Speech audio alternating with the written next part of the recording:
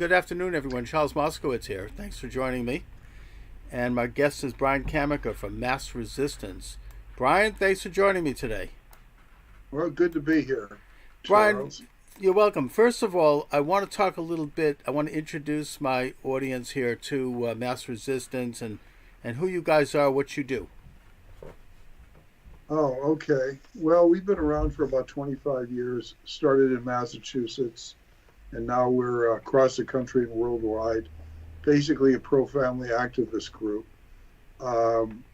Most pro-family groups aren't really activists. They write a lot of stuff, they inform people, but most of them aren't out in the streets actually fighting or things like that. We are at as large a scale as you can get. We have chapters as far away as Hong Kong and the UK and Nigeria. Wow. Well, most of our activities in the United States. As I said, we started out in Massachusetts, but we're huge in places like California and Texas right now. So we do a lot of stuff. And it sounds like you're connecting with other like-minded groups around the country, and there's a lot of direct action in terms of what you've done here, which is looking at state laws, legislation, challenging it, publicizing it, bringing it up as a way of exposing it, and in your case, it's issues of pro-family, it's traditional family. And I think that just by simply doing that to the degree that we can do it, and of course I'm limited here at YouTube because YouTube will take me off the air if I even mention about a tenth of the stuff that you guys do. And it's just the way it is. I mean, there are certain subjects that are not really allowed on YouTube now, and you guys are into several of them right off the bat. But yet you seem to be doing a very good end run around that in terms of connecting with people and structures and working with them and sort of coordinating statewide and even nationally. So, I admire what you're doing for that reason, Brian. Thank you. Thanks. Yeah. And, we put all our videos on BitChute now. We don't even use YouTube. Right. Well, that's a lot of people. BitChute is, they seem to, they're going to overtake YouTube, I think, in a couple of years because YouTube, I don't want to go too far into this, but I don't think I'm going too far off the reservation to point out how censorious they've become. And I'm probably going to start to put stuff up on BitChute also, and I have to back up my videos. I do a lot of archiving them. I have about 4 or 5 different sites that carry them because I don't know, with YouTube, it's today, gone tomorrow. I mean, I'll wake up tomorrow and find the whole thing's been pulled down. So, yeah. That's where we are. Especially the thing has gotten particularly ugly and particularly virulent since the election of Donald Trump. So much so that I've literally had to change my identity for reasons that I don't want to get into right now. But let me go into, I think, what you guys just posted, which is a really interesting article that pertains to Massachusetts, but obviously could be applied to most of the other states. And that is, did the Massachusetts governor have actual legal power to shut down society over COVID-19? Now, you say the answer seems to be no, and you did some good research here with regard to the history of this and how it came about that all of a sudden the governor could wave his hand and you can have serious fines if you go out in public without a mask. Or you could tell businesses that they're not allowed to open at all. And if they are allowed to open, they have to engage in a lot of activities that make it very difficult to function. Now, bringing this up, I am in no way suggesting that we don't have a serious disease going on here. We do. And nobody wants to catch this thing. It is deadly, and I'm certainly protecting myself, as are most of my listeners, and I urge you to do that. But do we need the government to come in and the state to come in with laws that do that? Can't we realize that we have to just do this for ourselves? And what is the legal basis for these laws? Right. Yeah. I mean, I think you've got an excellent point. Um, well, the the question is does does the governor have a legal basis to do this? I mean, there's all kinds of people we're finding, sadly, that are on the side of the governor just being able to arbitrarily, with nothing, come in as if he were the king or something, and and just make dictums and laws and order people around and order the entire society around because there is a, an emergency. But nobody is interestingly, nobody has really thought to look into what is the actual basis of all these orders that he's doing. If you look at his executive orders, he lists a couple of things. He lists the this particular act of 1950, and this other act is the basis of him being able to go and do all of this stuff. Mm-hmm. And I've been shocked that nobody has actually gone in and read those things and found out if they actually give him that power. I mean, taking aside the whole idea, is it constitutional or not? And so we happen to be involved with this going back several years. And so we had we sort of have some background here. It's a very interesting story. The story of Charlie Baker's powers on this, Charlie Baker being the Rhino, Massachusetts governor, Mm-hmm. goes back to August 25th of 1949, when the Soviet Union detonated its first atomic bomb. Right. And it's the world, the United States panicked. They were very, very upset. And within months, states started to pass laws about reacting if there was an attack by the Soviet Union on the United States. And people were anticipating that the Russians were actually going to come and attack the United States. And so one of those laws was this Act of 1950 in Massachusetts that basically lays out if there's an enemy attack and what have you, the governor has certain powers to, redirect businesses and do this and do that, and, coordinate with the Army and the Navy and do some other things. And they added some things to the law of other kinds of disruptions that might, that might be related to that, such as riots or even that might not be, destructive kinds of acts such as famine or something like that, where the governor could do these things. And the kinds of things that the powers that they gave the governor to do are clearly, many of them, unconstitutional. But what it doesn't do is it doesn't cover anything medical or pandemics or any kind of a medical emergency. It doesn't cover it. And the proof of that goes, fast forward to 2009. In 2009, there was this big fear by much of the medical community that the H1N1 swine flu was going to, sweep across the United States and affect Massachusetts horribly. And so the Department of Public Health and the legislators realized that this 1950 bill did not cover that. Mm-hmm. And so they wrote a law that would expand that, the laws to cover it. And in the bill, they referenced the 1950 law, you know, basically admitting that it didn't cover this stuff. Right. And so it laid out this whole list of other powers that the governor would have if there was a pandemic. And we at the time were we sort of caught wind of that, and it was horrible. I mean, it gave the governor just these. I mean, they could go into house.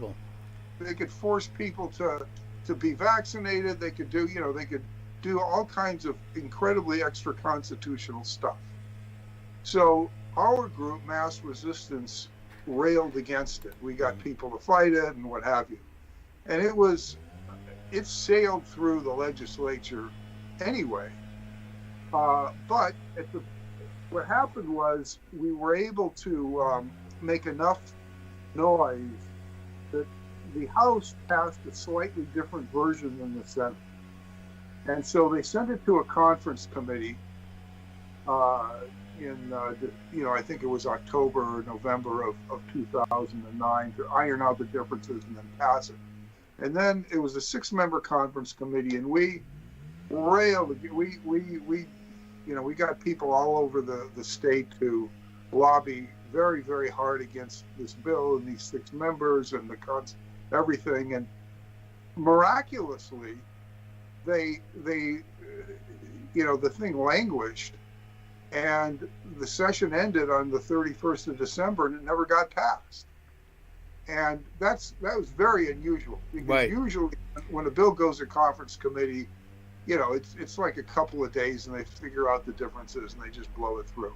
But that's not what happened. It never got passed, and no other bill ever got passed in the intervening years. And so when the governor decided to use his powers, he had to fall back on the original 1950 bill.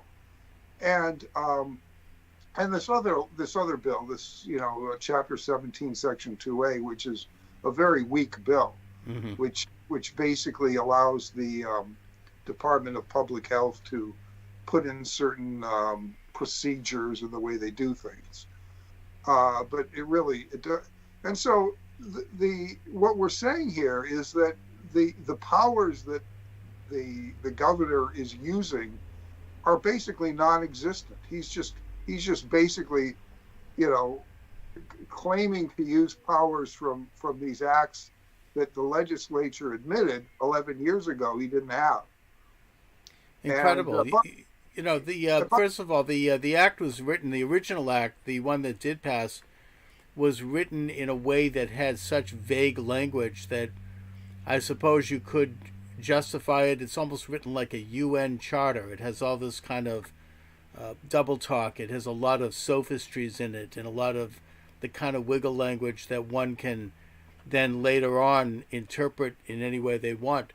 But the bill that you stopped in your organization, Brian, it really had some very terrible things in it. And I think just exposing that to the public, I mean, it gave the government the power under the guise of a so-called emergency, the power to enter and search houses, take property, detain people, prohibit assemblies of people, require vaccinations, penalties for non-compliance at $1,000 a day. I mean, this sounds like what they're doing in South Korea. In South Korea, if you step off your lawn, you could end up with up to a $10,000 fine, and you could do up to a year in prison. I mean, it's so people praise South Korea. Look at how they stopped the pandemic. Well, fine. But that's not how we do it here. I mean, this is like, they stopped it by putting the state under something that easily would imitate communism at least. And, but yet, it looks like while you guys very heroically got the legislature to not pass this thing simply by exposing it to sunlight, nevertheless, they've gone ahead and they've used it anyway. I mean, seems to me, not that they're doing these things, but they've opened the door to it by using such an incredible degree of fiat power. And that, of course, in Massachusetts, we can only speak for our state. I think that other states vary. People are so willing to submit to this. that you get a high degree of people who are either ambivalent about it or who simply think it's great and they accept it. And Oh, you don't find that in like Michigan or in some other states, but in that maybe that's a reflection of our having been kind of liberal controlled for so long. I don't know. well, I was surprised at the amount of negative feedback from even our own people that we got for doing this. Hmm. You know, people said, "Oh, well, you're against wearing masks," and you know, we don't say anything about No, being it's not against wearing masks. Wear the yeah, mask.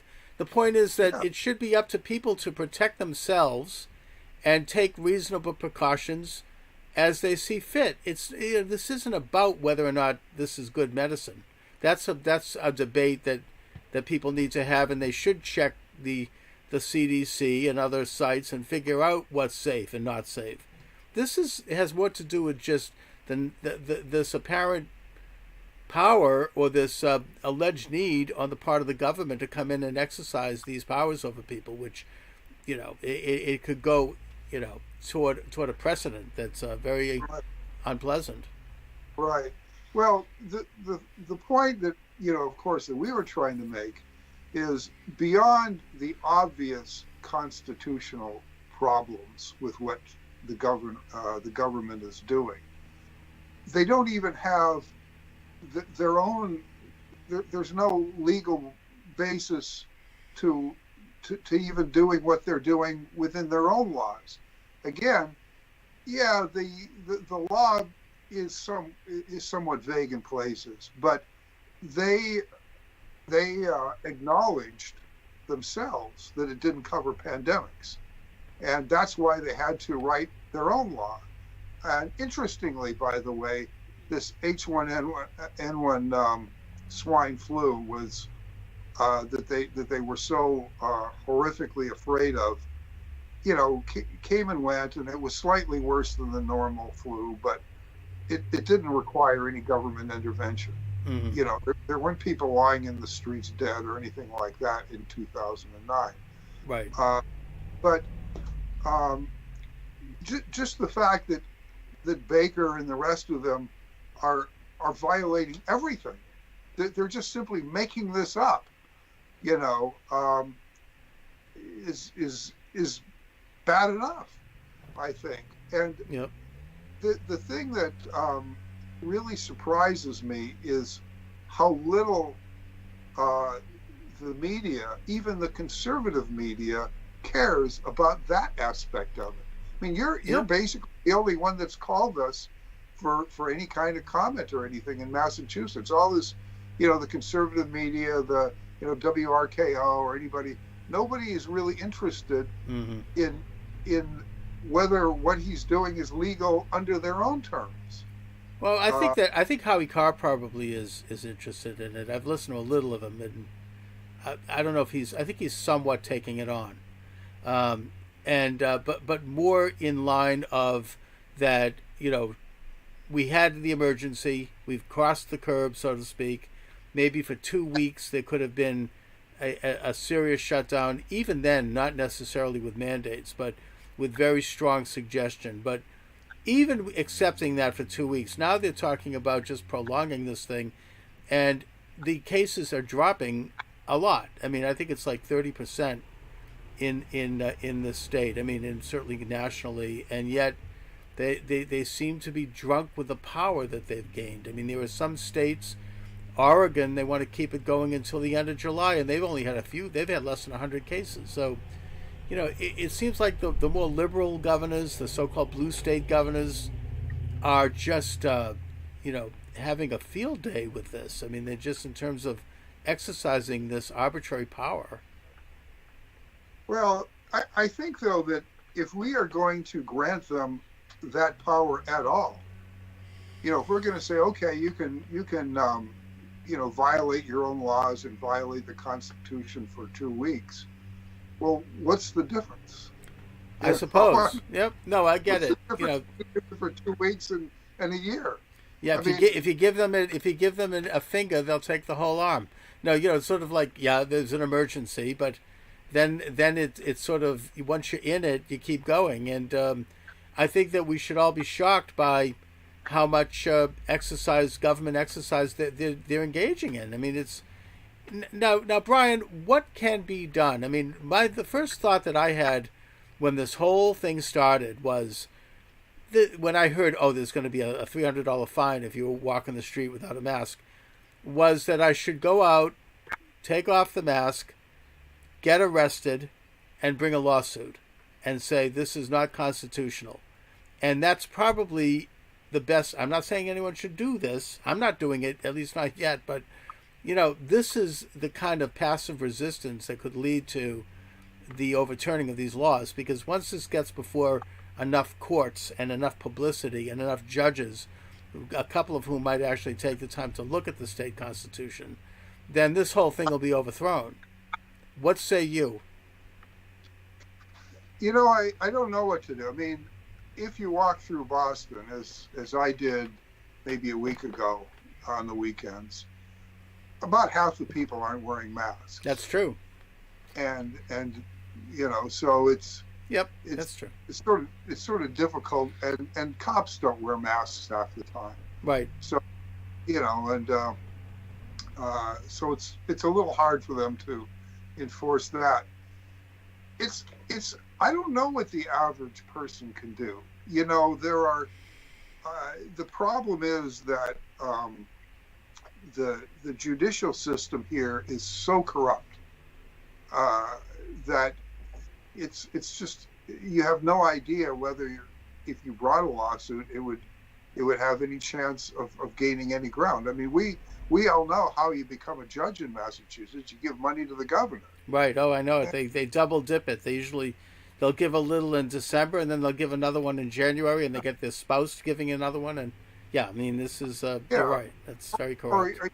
I used to go to the governor's council meetings a lot. The governor's council is that group that approves the judicial nominations for all of these things, and it is just so unbelievably corrupt.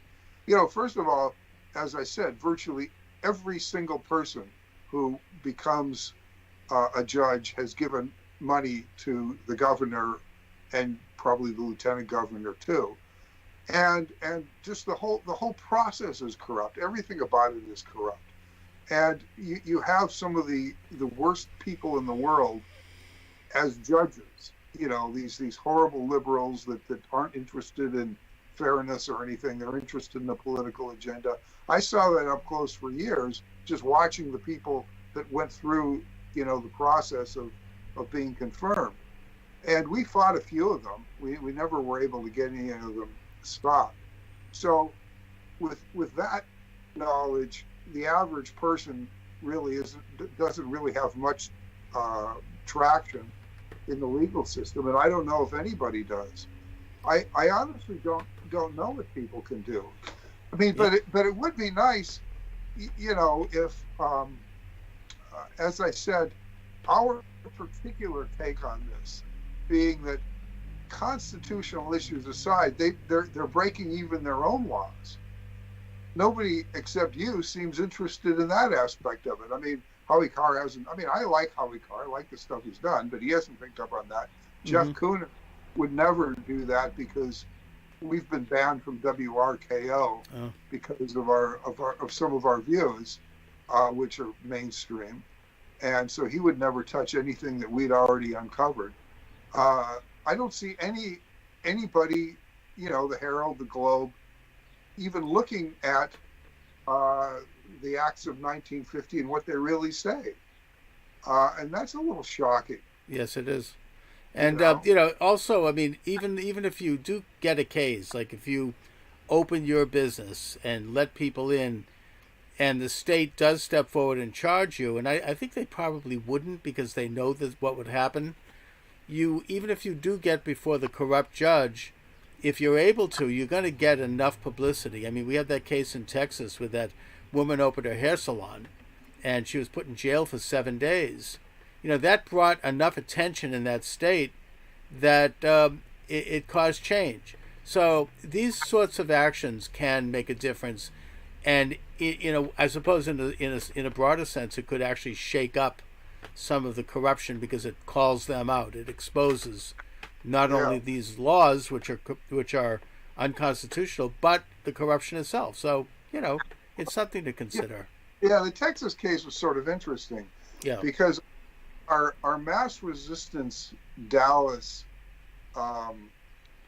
chapter leader works for that woman Mm-hmm. in her hairstylist thing, and so he, we were actually in the process of doing an interview with her. But the fascinating thing about that was the governor of Texas weighed in and said that the judge had been really bad for imposing this fine and punishment jail term on her.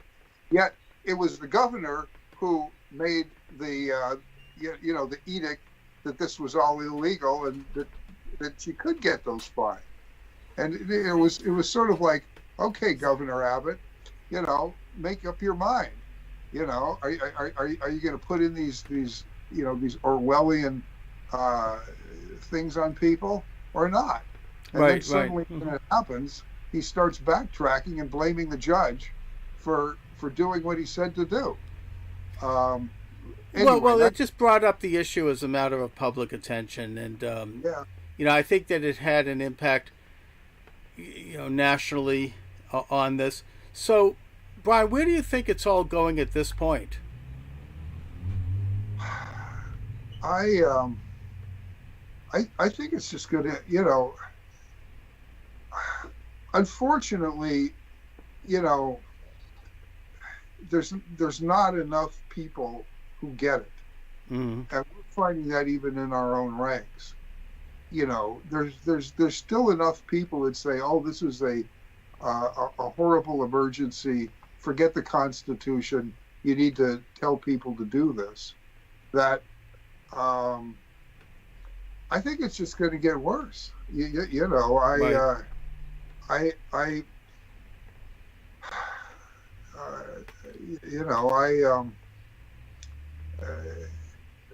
As I said, the fact that we were the only ones that even brought this thing up about the genesis of the laws. I mean, everybody. I mean, what happened happened. Mm-hmm. We're not the only ones that know about it. It's just that, the Herald and the Globe and everybody else didn't even think of looking into it. Right. It's in black and white on every single one of the governor's, edicts or whatever he calls them. But nobody actually went to read the law. And we find that, of course, all over the country when there things. Nobody reads this stuff. And there's probably versions of this in most states, and it probably does go back to the Red Scare and duck and cover and all of that. That's sort of the beginning of it. And there's the building of fallout shelters, and in a way under the guise of a political emergency, and people were expecting to have a nuclear bomb. Under that kind of fear, people were willing to go along. Now, did you contact the media in Boston about this? I mean, did you send this information to the Globe and the Herald and people there? We didn't send it to anybody that wasn't already on our email list. Mm-hmm. And I think some of them are, but no, I have a very jaded view of of all these reporters, having dealt with them for 25 years. So other people did. I mean, there are people on our list that said, Brian, let's get this out. I'm going to send it out to everybody. So I guess the answer is, I'm sure they got it because there are people on our list that told me that they're going to make sure that this gets out. But it shouldn't have had to wait for us to do it. Right. Of course. Anyway, now there's another aspect of this that I wanted to bring up, which we found during this 2009 thing, is that the thing that got these legislators to sort of hold back on this was not a rational discussion of the Constitution, but just basically people screaming at it. In other words, they don't care about the Constitution. We've seen that more and more, but that's when it really hit me. Is you would sit with these guys and you would say, "This is what the Constitution says, and this is what you're doing," and they just didn't care. Mm-hmm. I mean, most legislators have probably not read the United States Constitution and have certainly not read the Massachusetts Constitution, and they just don't care what it said.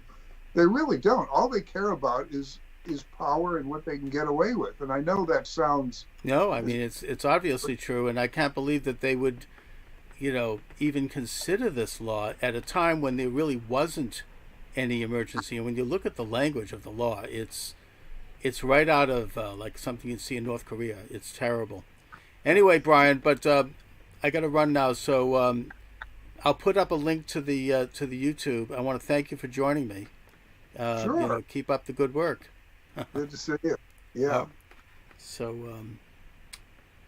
would you like to impart any information about websites or work you're doing? Yeah, well, go to massresistance.org, www.massresistance.org. You'll see the other stuff we're really doing that you can't talk about, or else YouTube will take you down. It's true. I'll find a way around it eventually. Okay. Anyway, stay in touch. All right, Brian. Thanks a lot. Take care.